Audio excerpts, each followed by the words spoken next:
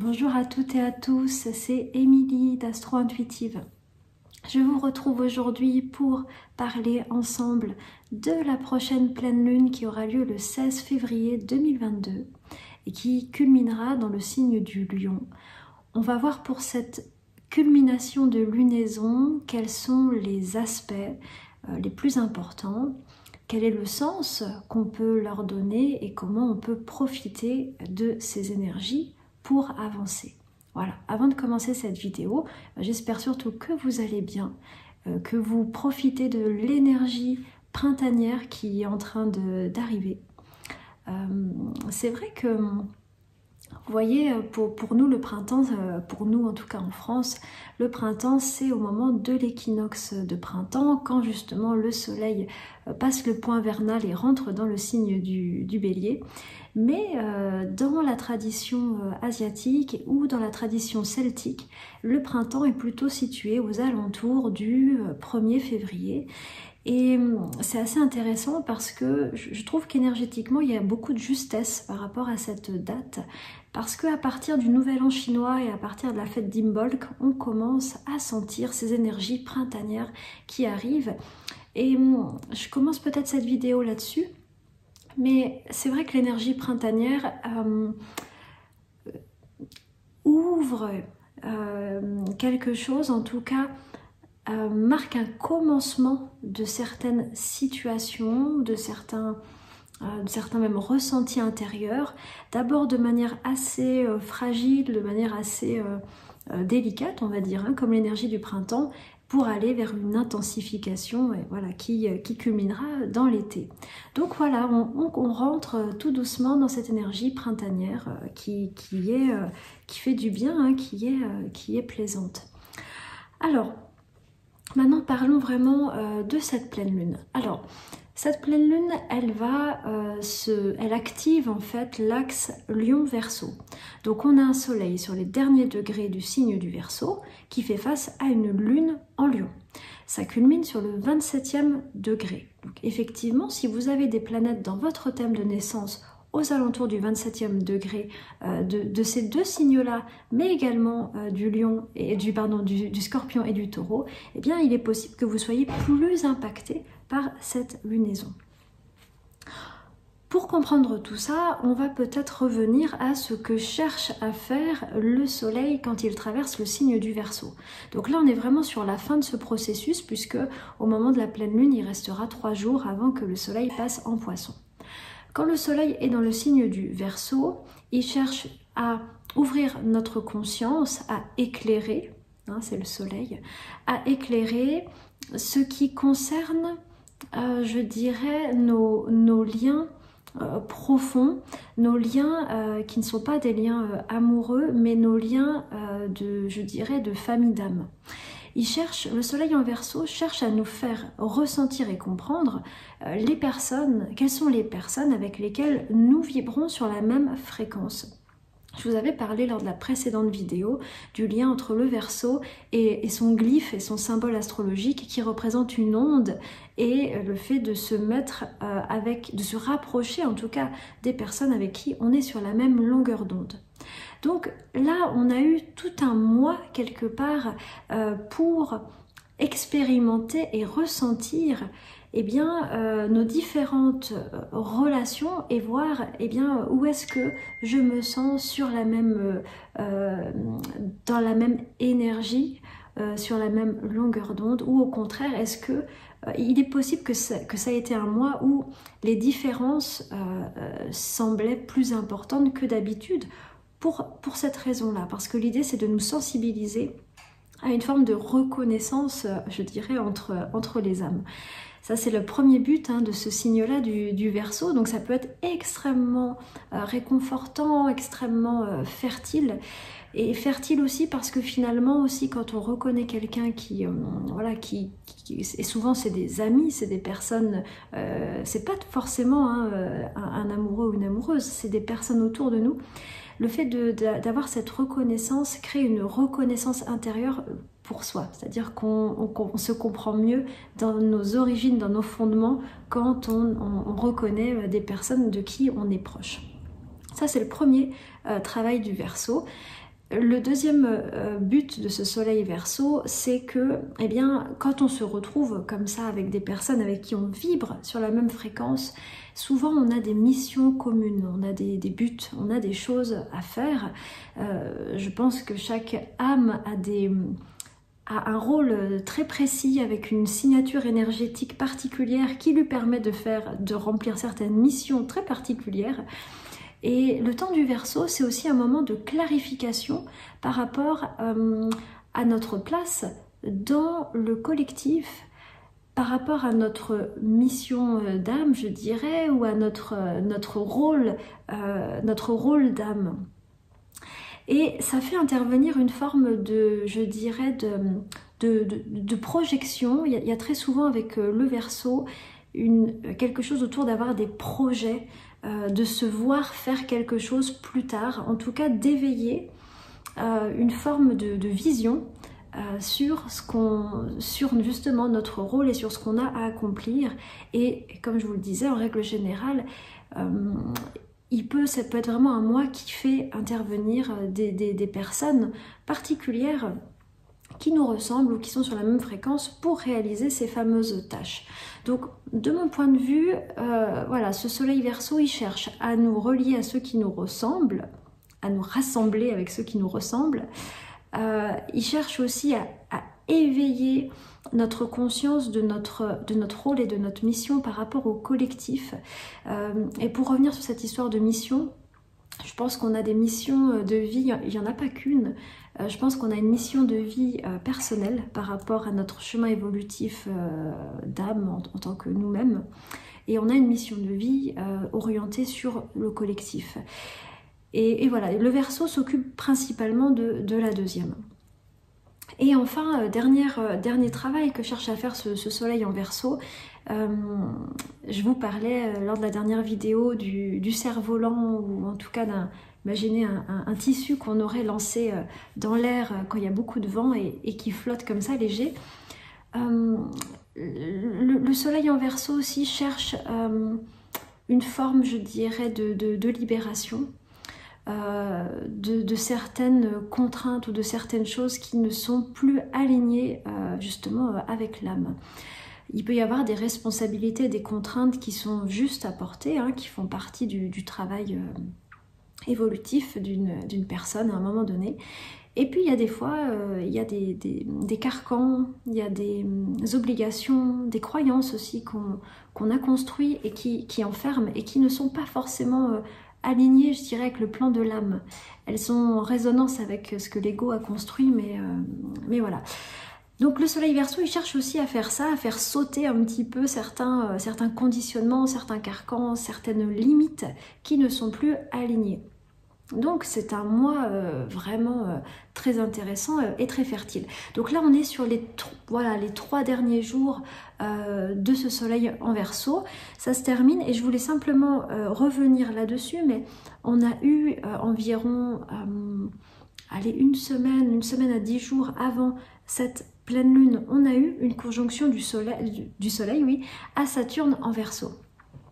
Et ça a été un moment, je pense, d'intensification par rapport à ce mois du Verseau. Ça a été un moment un petit peu majeur. Là, on voit pour cette pleine lune que le soleil s'éloigne de Saturne, donc on est derrière la vague, je dirais. Mais le travail extrêmement important de soleil-Saturne, ça a été un travail qui nous a obligés, je dirais, à faire un bilan et à rentrer dans une phase d'introspection. Justement en lien avec ce travail du Verseau, c'est-à-dire faire un bilan, une introspection pour essayer de clarifier ce qu'on veut vraiment faire. Là où on sent qu'est notre place, c'est avec qui, avec quelle personne.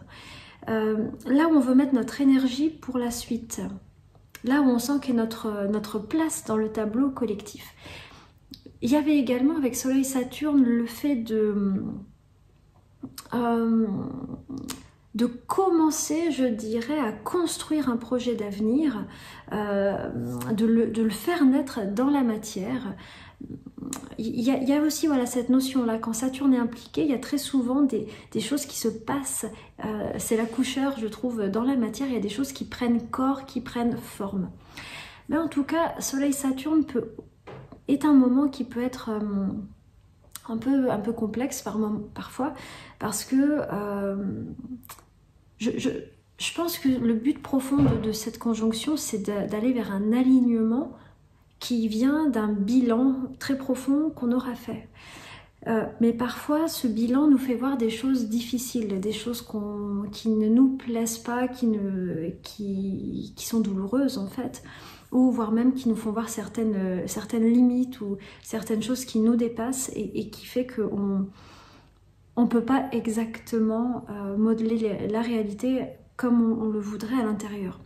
Donc voilà. Ça a été un moment d'intensification. Donc là, lors de cette pleine lune, on est derrière. Donc logiquement, si on a répondu à l'appel de Soleil-Saturne, on devrait avoir un peu mieux compris qui sont les âmes avec lesquelles on vibre, qui sont les membres, on va dire, de notre famille d'âmes. Et ça nous parle également de quelle est la qualité de notre âme personnelle, parce que comme je vous le disais, il y a une reconnaissance chez l'autre qui crée une reconnaissance en soi. Et également, on a dû avancer ou clarifier sur ce qu'on veut créer dans la matière par rapport à nos projets d'avenir. On a commencé gentiment à impulser une nouvelle vision d'avenir et à la faire descendre dans la matière. Là, on est juste derrière, après ce moment. Ça, c'est pour la partie solaire. Maintenant, la partie de la Lune. En face, nous avons une Lune dans le signe du Lion.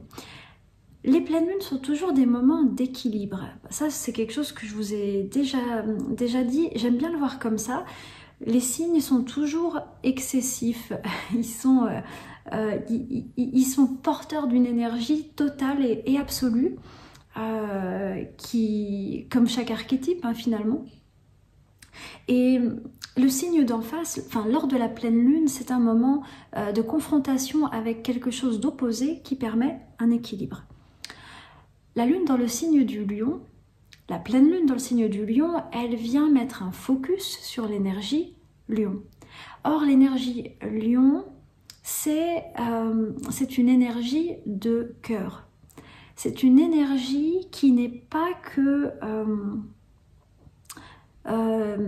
théorique ou un petit peu mentale, parce que c'est vrai que le Verseau peut avoir aussi... alors attention, je ne parle pas si vous êtes Verseau, je parle vraiment du signe dans son côté absolu, dans son côté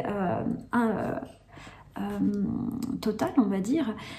Il peut avoir un côté théorique, un côté de pas forcément être à l'écoute de ses émotions parce qu'il sent qu'il doit accomplir quelque chose et que même si c'est difficile, il faut passer par là. Il ne faut pas oublier que Saturne est en domicile dans le signe du Verseau. Donc ça montre une certaine discipline de ce signe et une certaine dureté par moment envers soi-même. Et le signe du Lion, il vient nous rappeler que tous nos projets d'avenir et tout ce qu'on veut impulser dans la matière, ça marche si on y va avec l'énergie du cœur. Donc cette lunaison est vraiment une invitation à mettre, je dirais, de la chaleur, de la lumière, à mettre de l'amour en fait, tout simplement, dans nos vies et dans ce qu'on fait. Cette pleine lune, quelque part, elle nous dit, mais peu importe finalement là où tu vas, tant que tu y vas avec le cœur. C'est ça qui est important. Par contre, si tu n'y vas pas avec le cœur, peut-être que c'est peut-être un petit peu embêtant. Donc, les questions que nous pose cette pleine lune, c'est qu'est-ce que te dit ton cœur? Quand est-ce que ça vibre, mais pas que ça vibre à cet endroit-là, quand est-ce que ça vibre dans l'espace du cœur? Quand est-ce que tu sens que c'est pétillant? Quand est-ce que tu sens qu'il y a de la lumière en fait, hein? C'est ça, finalement, cette pleine lune en Lion, elle nous demande de chercher les endroits où il y a de la lumière. D'autre part, ça c'est une autre question. Donc je pense qu'il n'y avait qu'une thématique à retenir, et puis on va le voir, mais le sujet du cœur est extrêmement important pour cette pleine lune, par le fait qu'il y a une conjonction Vénus-Mars, et je vais en parler juste après. Mais si on devait retenir qu'une seule invitation pour cette pleine lune, c'est d'ouvrir l'espace du cœur et de se mettre au diapason avec ce qui vibre, avec ce qui vraiment nous crée de la joie et du plaisir. L'autre thématique léonine, c'est une thématique de... Je vous ai parlé, je pense que c'est l'essence de la phrase que j'ai dit un peu plus tôt, sur le fait que quand on retrouve des personnes qui nous ressemblent, eh bien ça nous reconnecte à nous-mêmes dans une dimension parfois très profonde et très intime de nous-mêmes. Ça nous reconnecte à une forme de lumière intérieure, de créativité personnelle, de zone de brillance personnelle. Et cette pleine lune, excusez-moi, elle vient aussi mettre en lumière ça, c'est-à-dire que à travers les relations qui sont tissées, à travers les miroirs que toutes les âmes autour de nous renvoient, il y a une porte de reconnaissance personnelle et de rentrer dans une connexion à soi très très belle, je trouve, parce que c'est vraiment reconnaître, je dirais, sa lumière d'âme, sa magnificence d'âme, sa créativité d'être, et comment on peut donner de l'espace à cette énergie. Je pense que c'est la seconde proposition pour cette pleine lune. Le lion, il est lié à la confiance en soi. Alors, évidemment, il y a aussi cette dynamique qui est travaillée, mais je crois que quand on le relie à l'énergie de l'âme et qu'on est en contact avec la magnificence de notre être profond, cette confiance en soi vient de fait. L'ego, lui, ça peut être plus compliqué, il peut avoir ses blessures, son parcours familial, etc. Mais je crois qu'il y a beaucoup de problématiques de confiance qui sont résolues par le fait de laisser plus de place à l'âme et moins de place à notre ego. Voilà, je sais que c'est pas toujours si évident, mais voilà, pour moi, en tout cas, l'énergie lion, dans sa plus belle... dans son plus beau sens, c'est pas la confiance en soi égotique, c'est la reconnaissance de la lumière incroyable qu'on est et le fait de lui laisser de la place pour que ça s'exprime. Donc voilà, les invitations, Soleil Verseau, se rassembler, clarifier une vision d'avenir, jeter peut-être les premières pierres de quelque chose qui va avoir des répercussions pour la suite, et lune en lion, connecter l'espace du cœur, connecter sa lumière d'âme, connecter sa créativité profonde et lumineuse. Voilà. Maintenant, je voulais vous parler de quelque chose d'un tout petit peu plus durable par rapport à cette pleine lune. Alors, vous vous souvenez que peut-être, je ne sais pas si vous en souvenez, mais on a eu ces dernières semaines, on a eu une rétrogradation de Vénus qui s'est arrêtée. Maintenant, Vénus est redevenue directe. Et à l'époque, c'était il n'y a pas très longtemps, mais Vénus... le fait d'avoir une rétrogradation de Vénus, on est rentré dans un moment de remise en question et de réflexion par rapport au plan relationnel. Et là, c'est vrai que le relationnel vénusien, c'est pas tout à fait la famille d'âme, c'est pas ce relationnel familial, en tout cas de connexion à l'âme, c'est plus un relationnel amoureux quand même, avec Vénus, dans lequel il y a vraiment un affectif particulier. Donc on est rentré là-dedans, dans ce moment de déconditionnement, ou en tout cas de pas en arrière pour comprendre un peu mieux nos relations. De fait, toujours, le but, je pense, de ces rétrogradations, c'est un alignement. Vous savez, la rétrogradation, c'est quelque chose qui dirige notre énergie vers l'intérieur, alors qu'en règle générale, une planète directe va s'exprimer à l'extérieur à travers des événements, à travers, notre énergie se vit à travers l'extérieur. Lors de la rétro, il y a quelque chose l'énergie se retourne vers l'intérieur et on pourrait imaginer qu'elle va se retourner jusqu'à aller toucher, peut-être l'âme justement, jusqu'à aller toucher quelque chose de profond. Et j'aime bien en tout cas voir ça comme ça parce qu'il y a la notion d'alignement. Est-ce qu'aujourd'hui c'est toujours aligné avec moi, avec mon chemin de vie? Maintenant, je vous parle de tout ça parce qu'on est sur la suite de cette phase. Donc Vénus est retournée direct. Au moment où elle retourne direct, on a comme une actualisation dans la matière, dans les événements, de ce qui a été compris, de ce qui a été aussi déconditionné. C'est comme si on avait un bouton pause et d'un coup on remet play. Et donc là on est rentré dans le moment où ça remonte à la surface et les formes relationnelles sont amenées à changer ou à se modifier. Alors de manière plus ou moins profonde, des fois c'est des positionnements vraiment très délicats, très subtils, puis des fois c'est des choses vraiment très importantes. Ça dépend non seulement de son alignement, comment on est resté aligné ou au contraire on s'est décentré lors des dernières années.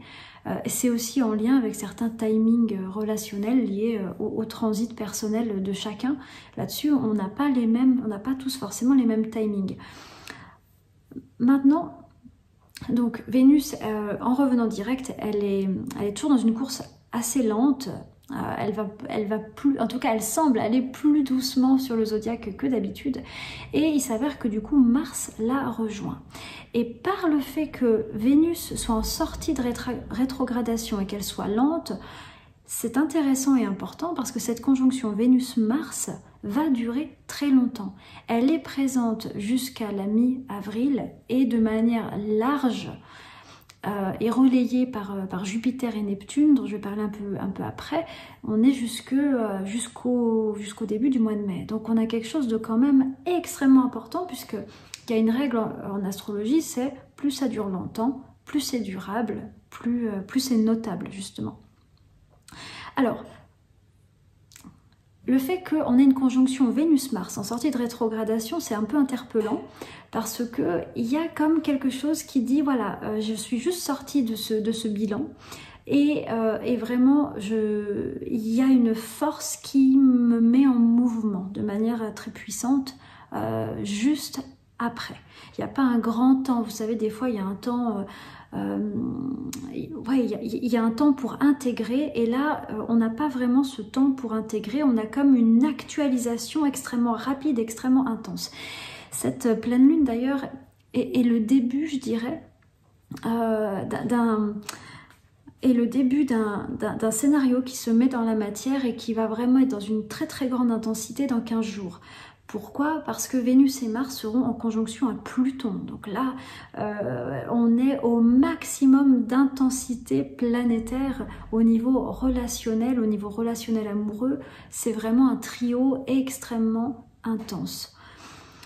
Alors, maintenant, on va surtout essayer de comprendre de quoi ça parle, hein, Vénus-Mars. Donc évidemment, tout le monde, c'est une évocation extrêmement lisible, hein, presque. Vénus-Mars, ça parle d'attirance amoureuse, ça parle de passion, ça parle... en fait, ça parle d'un nouveau départ relationnel, ça parle d'un moment... avec d'une impulsion, de quelque chose qui est un peu comme une nouvelle lune, je dirais, qui démarre. Et je pense que ça parle d'une accumulation énergétique, de quelque chose au niveau énergétique qui s'accumule, qui est plus important que d'habitude et qui cherche à faire naître quelque chose dans la matière, qui cherche à créer quelque chose. Un peu comme un feu d'artifice.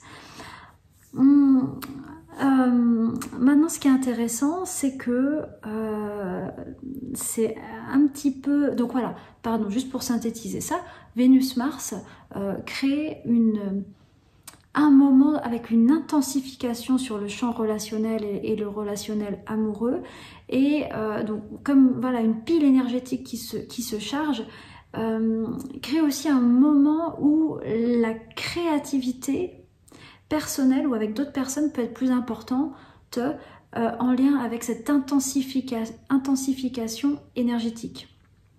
C'est comme quelque chose qui veut s'accomplir, qui veut naître dans la matière concernant principalement le relationnel amoureux et la créativité. On va aller un tout petit peu plus loin et on va parler du signe de cette conjonction Vénus-Mars. Mais pardon, avant de parler du signe, je voulais quand même parler de quelque chose, c'est que aussi pour comprendre la conjonction Vénus-Mars, il faut peut-être aussi se dire que Vénus représente le cœur. C'est pour ça que la thématique du cœur, elle est extrêmement importante pour cette pleine lune. Et Mars représente l'action, le fait de se mettre en mouvement pour. Lors d'une conjonction Vénus-Mars, il y a en fait quelque chose qui dit « Ok, maintenant j'agis en fonction de mon cœur ou j'agis en fonction de mes valeurs. Je me bats pour ce que j'aime ou je m'investis dans l'action pour ce que j'aime. » Vous voyez, c'est comme si Vénus, elle a fait son bilan, elle a compris certaines choses et Mars arrive en fait. Et c'est très intéressant d'ailleurs parce que d'habitude, c'est Vénus qui rejoint Mars. Là, c'est pas le cas, c'est Mars qui rejoint Vénus, un peu comme un chevalier et qui lui dit « Bon, ok, qu'est-ce que tu veux quoi? Qu'est-ce que tu veux que j'accomplisse pour toi ?» Donc ça peut être vraiment une invitation, je dirais, encore une fois, à se réaligner à nos valeurs. Mais cette fois-ci, c'est ça la particularité, c'est qu'avec Mars, ce n'est pas que quelque chose qu'on comprend, c'est quelque chose qu'on fait. C'est quelque chose qu'on fait et qui prend racine dans la matière. Donc c'est un tout petit peu différent de Vénus toute seule qui comprend ce qu'elle aime et voilà. Avec Mars, il y a une intensification parce que forcément, Mars, il joue très souvent le rôle d'accélérateur. Quand Mars arrive près d'une planète, par exemple, très souvent, il y a des événements plus concrets qui se passent. Et là, effectivement, c'est ce qu'on peut voir. Et voilà. Alors, je voulais également vous parler du signe dans lequel ça se passe, c'est en Capricorne. On est toujours dans le signe du Capricorne. C'est un peu étonnant, cette conjonction Vénus-Mars en Capricorne, symboliquement parlant, c'est assez différent. Ça crée un timing ou une énergie qui est intéressante, mais qui est étonnante. Pourquoi? Vénus-Mars, comme je vous disais, c'est vraiment l'intensification énergétique, c'est la passion, c'est quelque chose d'extrêmement spontané, de très fulgurant dans l'énergie. Or, le Capricorne est un signe beaucoup plus lent, qui vise beaucoup plus la durabilité. Et c'est un signe qui va freiner quelque part cette intensité. On a une conjonction Vénus-Mars qui n'est pas aussi, je dirais, flamboyante que dans d'autres signes. Mais elle, c'est la particularité, c'est qu'elle vise en fait, c'est un feu d'artifice mais qui veut durer très longtemps si vous voulez. Donc il y a moins de, on va pas brûler toutes nos cartouches de feu d'artifice en une seule fois, mais c'est plein de petites choses, voilà, parce que le but c'est que ça s'inscrive, l'élan qui est donné par Vénus-Mars veut s'inscrire dans la matière de manière durable. C'est ça qui est très notable par cette conjonction en Capricorne qui reçoit également un aspect d'Uranus dans le signe du Taureau, donc on est vraiment porté par la Terre.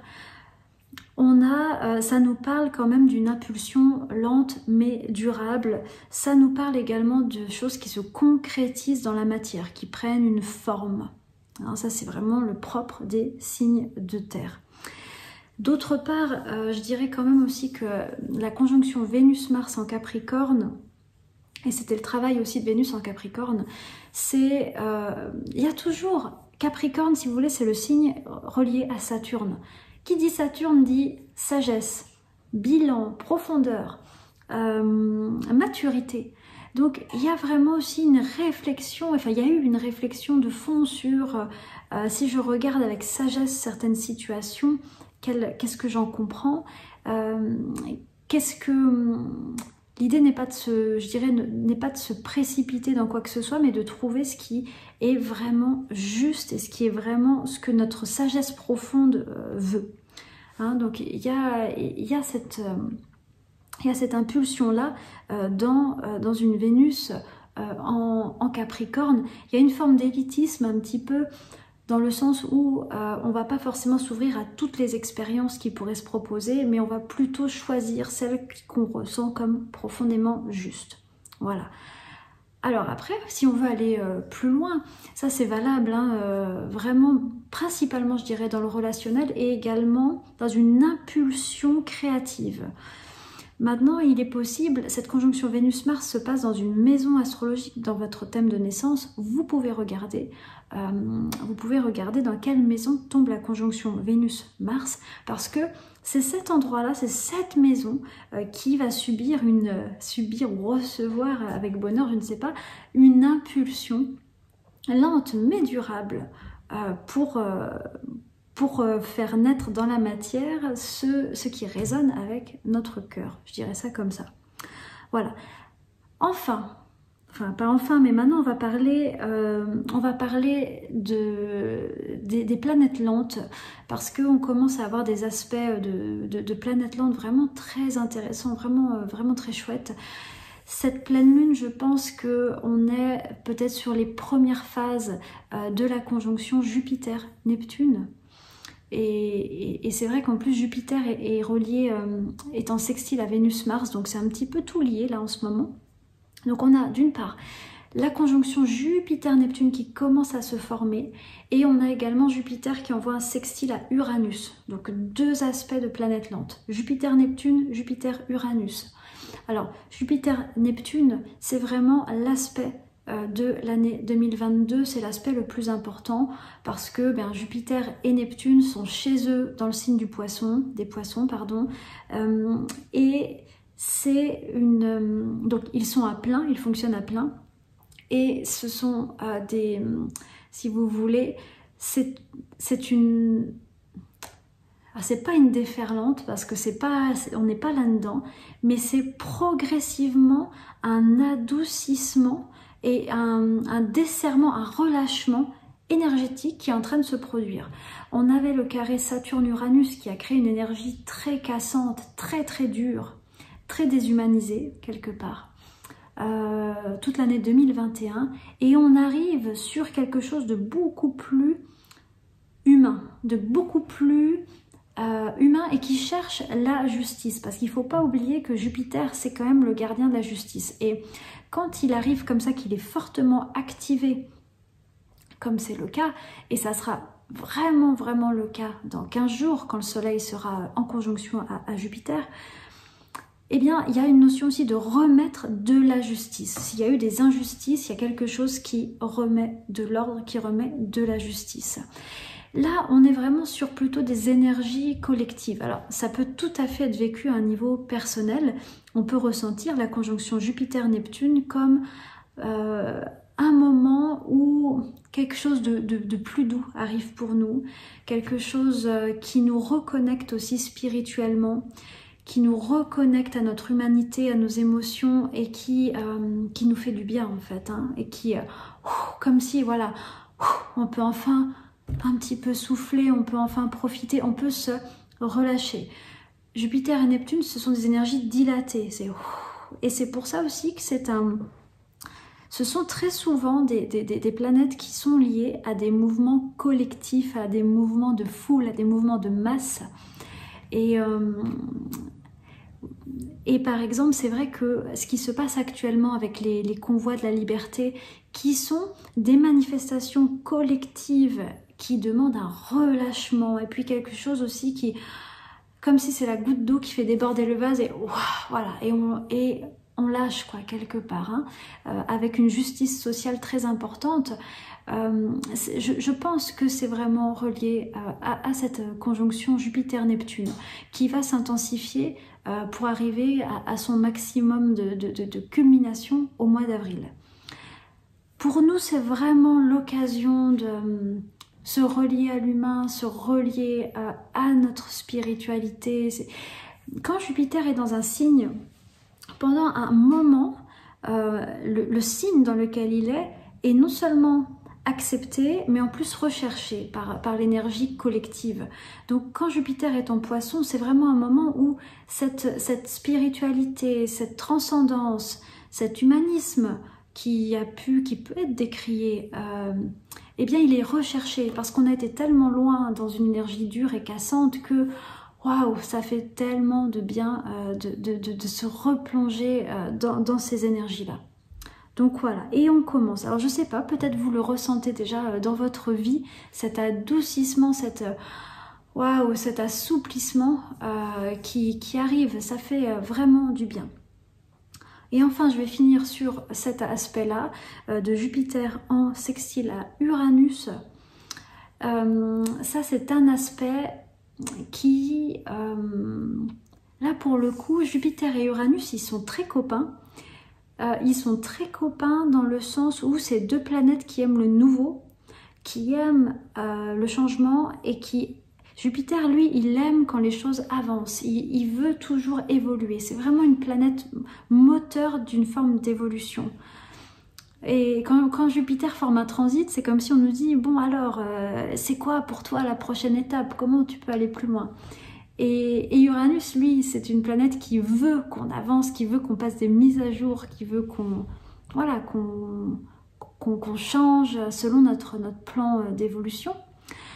Et donc voilà, Jupiter en sextile à Uranus, c'est quand même un aspect qui ouvre un moment d'accélération, d'évolution, qui ouvre un moment où les choses peuvent aller plus vite que d'habitude, et aussi, je dirais que ça nous met dans une disposition d'être un peu comme un aventurier en fait. Hein. Il y a un peu ce côté-là avec Jupiter-Uranus, de dire bon, je sais pas où je vais, mais j'y vais, et c'est presque excitant, c'est presque exaltant. En tout cas, c'est l'énergie propre de ces deux planètes.